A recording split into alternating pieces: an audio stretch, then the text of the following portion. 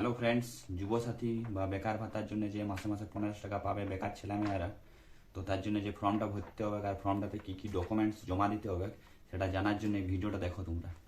তো বন্ধুরা, এটাই হচ্ছে সেই বেকার ভাতার বা যুবসাথী যেটাই বলো এটার ফর্মটা। তো ফর্মটাই প্রথমে তোমাদেরকে করতে হবে একটা ফটো সাইটতে হবে, আর ফটোটাতে এমনি করে সিগনেচার করতে হবে, অর্ধেক কাগজে অর্ধেক তোমার ফটোতে, ঠিক আছে। তারপরে আসছে দুয়ারে সরকার রেজিস্ট্রেশন নম্বর। এটা কোথা পাবে? এটা তোমাদের ওইখানে যে দুয়ারে সরকার ক্যাম্প বসবে ওইখানে তুমি আধার কার্ড দিয়ে যখন এই ফর্মটা লিবে তখন তোমাকে একটা রেজিস্ট্রেশন নম্বর দিবে, ওইটা এখানে লিখবে। হ্যাঁ, তারপরে আছে আধার নম্বর, এখানে নিজের আধার কার্ডের নম্বরটা লিখবে। তারপরে উপভোক্তার নাম মাধ্যমিক বা সমমানের পরীক্ষা অনুযায়ী, মানে তোমার মাধ্যমিকের অ্যাডমিটে মার্কশিটে যে নামটা আছে ওই সেম নামটা এখানে লিখবে। আর নাম লেখার সময় একটা ঘর ছাড়িয়ে দেবে, মানে নিজের নামটা লিখবে, তারপর টাইটেলটা লিখবার সময় নামটা লিখে একটা ঘর ছাড়ে তারপর টাইটেল লিখবে, ঠিক আছে। তারপরে মোবাইল নম্বর, এখানে লেখা আছে ব্যাকেটে ব্যাঙ্ক অ্যাকাউন্ট লিঙ্ক যুক্ত, এখানে নিজের মোবাইল নম্বরটা দিবে, যেটা তোমার ওই মানে ব্যাংকে যে টাকাটা ঢুকবে ওই ব্যাঙ্ক অ্যাকাউন্টে যেমন এই মোবাইল নম্বরটা লিঙ্ক থাকে ওই মোবাইল নম্বরটা এখানে দিবে। তারপরে আছে ইমেল আইডি, এখানে নিজের ইমেল আইডি দিবে। ইমেল আইডি সবার থাকবে, কি যারা ইউটিউব দেখছো তাদের ইমেলের জন্য জিমেল থাকা দরকার, ওই জিমেলটা দিবে এখানে। তারপরে এখানে আছে লিঙ্গ, যে মহিলা কিংবা পুরুষ কিংবা আদার্স যে যেটা ওঠে সেটা এখানে টিক করবে। তারপরে আছে ডেট অফ বার্থ, এইখানে লিখবে নিজের ডেট অফ বার্থ, আমি লিখেছি যেমন। তারপরে এখানে 1/4/2026 বয়স হিসাবে তোমার মানে বয়সটা এখন কি হয়েছে, কত বয়সে তুমি বঠো, তো আমি 26 এটা লিখবে। আর যদি না পারো তো এটা গুগলে এজ ক্যালকুলেটার আছে ওইখানে যাই করবে, হয়ে যাবে। তারপরে আছে ফাদার্স নেম বিকাশ চন্দ্র, আমি যেমন লিখেছি এখানে। তো এখানে যেমন নামটা লেখার পর একটা ঘর ছাড়ে ফির টাইটেলটা লিখেছি। তারপরে আছে মাদার্স নেম মাতার নাম, এখানে দেখতে পাচ্ছ আমি লিখেছি মায়ের নাম, এখানেও যেমন একটা ঘর ছাড়ে নিয়ে লিখেছি। তারপর আছে স্পাউস নেম স্বামী বা স্ত্রীর নাম, তো যারা বিবাহিত তাদের থাকবে স্বামী স্ত্রীর নাম থাকলে লিখবে, নয়তো কোনো করার দরকার নেই, ঘরটা পুরো ফাঁকা ছেড়ে দেবে তোমরা। তারপর আছে ক্যাটাগরি ইফ নট জেনারেল, যদি তুমি জেনারেল হও তাইলে এটার কোনো দরকার নেই, যদি তুমি জেনারেল বাদ দিয়ে আলাদা ক্যাটাগরি হও তাহলে তুমি এখানে টিক দিবে তুমি কোন ক্যাটাগরি ওঠো, তারপর ওই ক্যাটাগরি যে তোমার সার্টিফিকেট আছে ওই সার্টিফিকেটের নম্বরটা এখানে লিখবে এই ছকটাতে। তারপরে আছে মেরিটাল স্ট্যাটাস, তো এইখানে তুমি দিবে তুমি বিবাহিত ন কি ওঠো, দিবস ন মেরিড ন আনমেরিড, তো আমি আনমেরিড এখানে টিক মারিছি। তারপরে আছে হাউস বা প্রিমিস নম্বর, বাড়ির নম্বর বা প্রাঙ্গণ নম্বর, তো এটা কোনো ইয়া নেই, এটা যদি তোমার থাকে তাহলে দিবে, না তো এই ঘরটা পুরো ফাঁকা ছেড়ে দিবে। তারপরে আছে গ্রাম শহর নগরী, তোমার কোথা গ্রাম বটে যথা থাকো ওইখানে লিখবে, যেমন ওইটা যদি হয় কারো উপরপাড়া তুলিন উপরপাড়া, তো আমি যেমন আমি লিখেছি তুলিন মাঝপাড়া, তো এখানে একটা ঘর ছাড়ে দিয়েছি, ফির মাঝ ফির একটা ঘর ছাড়ে ফির পাড়া। ফির আছে পোস্ট অফিস ডাক, তোমার কোথা পোস্ট অফিস আছে ওইটা লিখবে, এটা লিখেছি আমি এখানে। ফির আছে ওয়ার্ড নম্বর, এটা এটা আমি আমারটা জানি না, তো এটা একটু পরে লিখবো আমি। তো এটা যদি এটা তোমরা তোমার পঞ্চায়েত যাবে বলবে আমাদের ওয়ার্ড নম্বর কী ওঠে ওরা বলে দেবে, কিংবা মিউনিসিপ্যালিটিতে থাকলে ওইখানে যে সুদাবে বলে দেবে। তারপরে ব্লক বা মিউনিসিপ্যালিটি যেটা আছে তোমাদের ওইটা লিখবে এই চকটাতে। তারপর থানা, তোমার থানা কোথা ওঠে ওইটা লিখবে। তারপর ডিস্ট্রিক্ট, এই জেলাটা তোমাদের যে জেলা থেকে ওঠো সেই জেলাটা লিখবে এখানে। তারপর পিন নম্বর দেবে, এখানে পিন নম্বর দিয়েছি আমি। তারপর রাজ্যটা লিখতে হবে না, এটা প্রিন্ট করা আছে, ঠিক আছে। তারপর পেছন দিকে পাতাটা পাল্টাইলি, পেছন দিকে পাতাটা পাল্টাই নিয়ে এখানে আছে মাধ্যমিক বা সমতুল্য পরীক্ষার রোল নম্বরটা, এখানে রোলটা দিবে, তোমাদের মাধ্যমিকের অ্যাডমিটটাই লেখা আছে ওইটা এখানে লিখবে, আর এখানে সংখ্যা যেমন আছে অমনি লিখবে, এটা লিখবে। তারপরে মাধ্যমিক তোমরা কত বছরে পাস করেছো, মানে তো আমার সালটা আমি লিখেছি এখানে, ওইটা লেখা আছে অ্যাডমিটটাতে নিচে লিখবে মাঝটাই।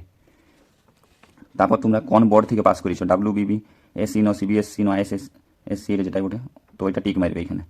তারপরে এখানে আছে শিক্ষাগত যোগ্যতা সর্বোচ্চ, মানে মাধ্যমিক দেওয়ার পর তুমি হাইয়েস্ট আর কী পড়িয়েছো, তো আমি গ্র্যাজুয়েশন করেছিলি, এখানে BSc জুলজি অনার্স, তুমি যেটা করেছো লিখবে BA MA যা আছে। তারপরে আছে বর্তমান পেশা, এইখানে লিখবে আনএমপ্লয়েড, তবে তুমি 1500 টাকা পাবে, নাই তো পাবে না, বেকার থাকতে হবে, ঠিক আছে। তারপরে আছে ব্যাংকের নাম, যে ব্যাংকটায় মানে তোমার টাকা ঢুকবে ওই ব্যাংকের নামটা এখানে লিখবে, তো এইখানেও একটা ঘর ছাড়ি ছেড়ে, যেমন স্টেট ব্যাংক অফ ইন্ডিয়া অনেক লোকের হয়তো স্টেট লিখার পর একটা ঘর ছাড়বে, ফির একটা ঘর ব্যাংক লিখবে, ফির একটা ঘর ছাড়ে ফির ইন্ডিয়া, যেমন আমি লিখেছি ওয়েস্ট বেঙ্গল গ্রামীণ ব্যাংক, ওয়েস্ট লিখে একটা ঘর ছাড়ে বেঙ্গল, ফির ঘর ছাড়ে গ্রামীণ, ফির ঘর ছাড়ে ব্যাংক, ঠিক আছে। তো ব্যাংকের ফির ব্রাঞ্চ লিখবে কোথায় আছে তোমাদের ব্যাংকটা ওইটা। তারপরে ব্যাংক অ্যাকাউন্ট নম্বর লিখবে, এটা লিখেছি। তারপরে ব্যাংকের IFSC কোড, তো এটা তোমার পাসবুকটা যে ব্যাংকের খাতাটা আছে ওইটাতে উপরটাই লেখা আছে দেখবে বাদিকটাই, তো ওইটা লিখবে।